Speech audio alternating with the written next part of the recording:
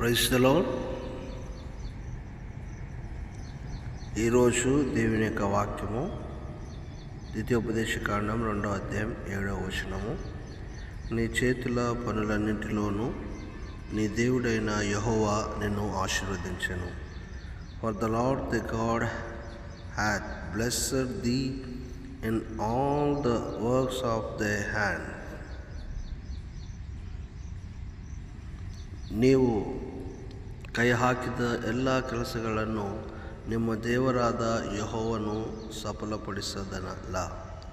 ప్రియ దేవుని సంగమ, నువ్వు చేస్తున్నటువంటి చేతి పనులన్నీ కూడా దేవుడు సఫలపరుస్తాడు, ఆశీర్వదిస్తాడు.